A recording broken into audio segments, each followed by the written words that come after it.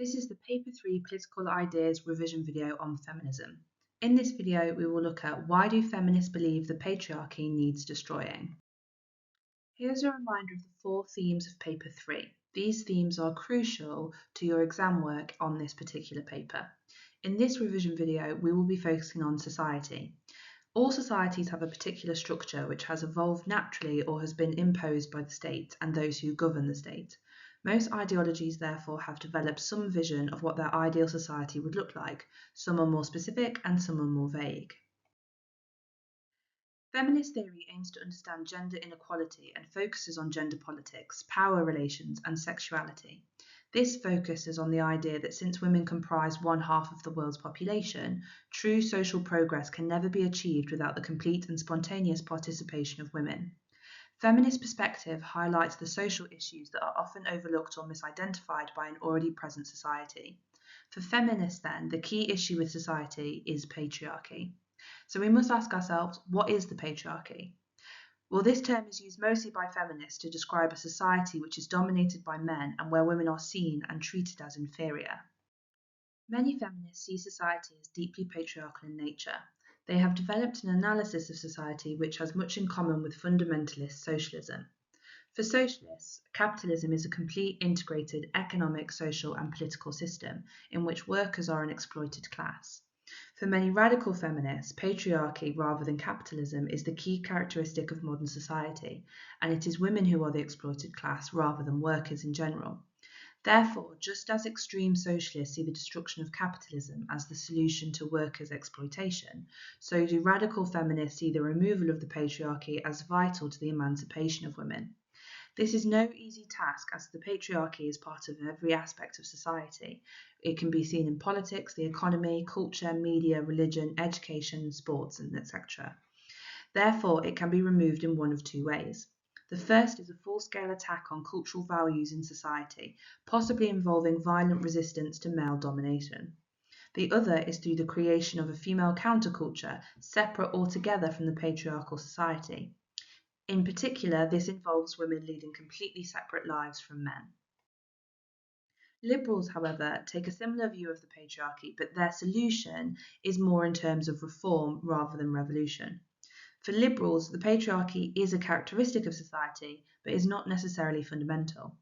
It is therefore follows that society can be made less patriarchal gradually through peaceful political and cultural action. The feminist response to the patriarchy is echoed in 2 attitudes towards the position of women in society. These are sometimes described as equality feminism and difference feminism. Equality feminists have limited aspirations. They seek equality for women in all spheres. Most of these feminists describe themselves as liberals. Equality feminists argue that difference automatically leads to inequality, and if there is inequality, it is inevitable that men will benefit. For them, there must be equality and male superiority must be destroyed. In her great work, The Second Sex, published in 1949, Simone de Beauvoir expressed this idea succinctly, saying society being codified by men decrees that women is inferior. She can do away with this inferiority only by destroying the male superiority. Difference feminism is very different from this. From their perspective, men and women should have fundamental differences, and these should be recognized in society.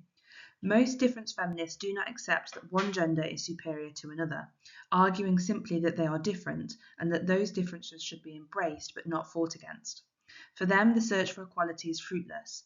Furthermore, some difference feminists have claimed that attributes peculiar to women, such as a caring nature, the ability to nurture the young, and non-aggressiveness, are superior to male characteristics. For them, a world dominated by women would therefore be a better world.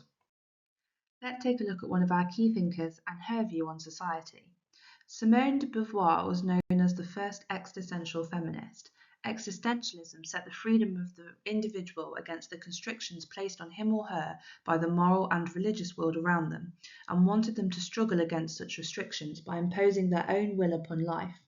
For de Beauvoir, for too long women had lived their lives in bad faith, imposed upon them by men. She says that women are made, not born, and she develops this idea of the other. The idea of otherness was that men have characterized women as different, but different in a way of men's choosing. The only way to prevent this is through education, economic freedom, state-funded childcare, and legalised abortion. Another key idea when looking at society is something called intersectionality.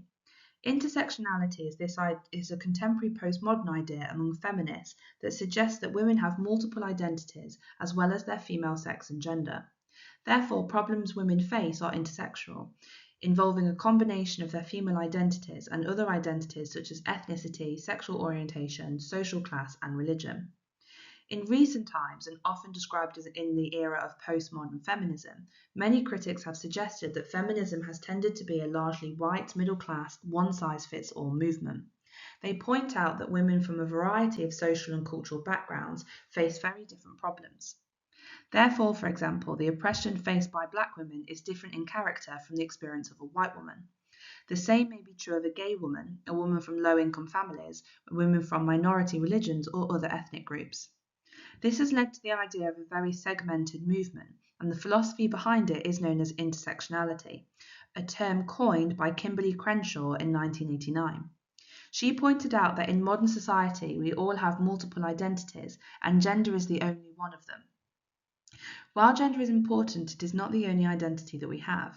Traditional feminism suggests that gender is everything, but this is a false perspective put on women.